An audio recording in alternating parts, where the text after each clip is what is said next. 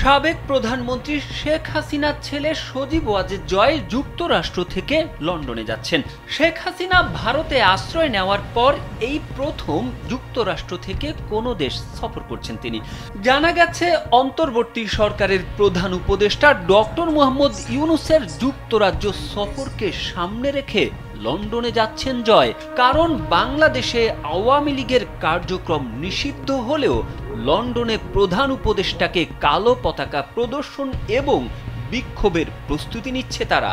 আগামী 10 জুন লন্ডনে পৌঁছানোর কথা রয়েছে প্রধান উপদেষ্টার। তার আগেই সেখানে হাজির হবেন জয়। পরে লন্ডন থেকে জয় যাবেন ভারতে।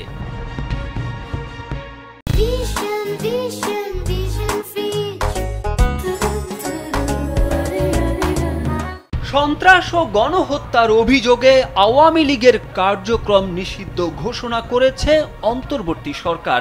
তবে দলটি বেশ তৎপর। লন্ডনে একাধিক সূত্রে জানা যায়, ডক্টর ইউনূস লন্ডন গেলে ওই দিন কালো পতাকা প্রদর্শন সহ বড় শোডাউনের প্রস্তুতি নিয়েছে গণহত্যায় বিচারের মুখোমুখি শেখ হাসিনার অনুসারী নেতাকর্মীরা। প্রধান উপদেষ্টা যেখানে যেখানে মিটিং করবেন সেখানেই বিক্ষোভ করবেন তারা। বর্তমান সরকারকে কড়া বার্তা দেওয়াই তাদের লক্ষ্য।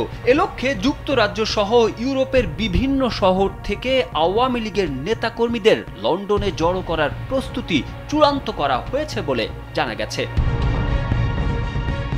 গেল বছরের 5 আগস্ট গণ অভ্যুত্থানে আওয়ামী লীগ সরকারের পতন হলে ভারতে পালিয়ে যান শেখ হাসিনা। তার সাথে একে একে পালান সুবিধাভোগী নেতা ও মন্ত্রী, প্রতিমন্ত্রী ও এমপিরা। এর মধ্যে অনেকেই গেছেন যুক্তরাজ্যে।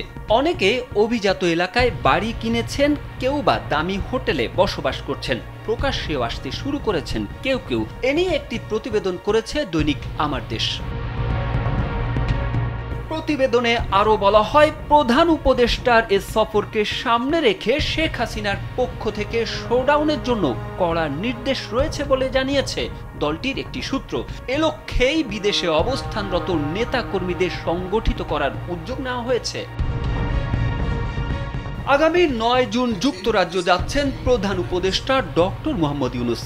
লন্ডন সফরকালে তাকে দেওয়া হবে ব্রিটেনের মর্যাদাপূর্ণ কিং চার্লস হারমোনি অ্যাওয়ার্ড। রাজ পরিবারের পক্ষ থেকে 12 জুন এই অ্যাওয়ার্ড হস্তান্তর করা হবে। রাজা নিজে অ্যাওয়ার্ডটি তুলে দিবেন ডক্টর মোহাম্মদ ইউনূসের হাতে।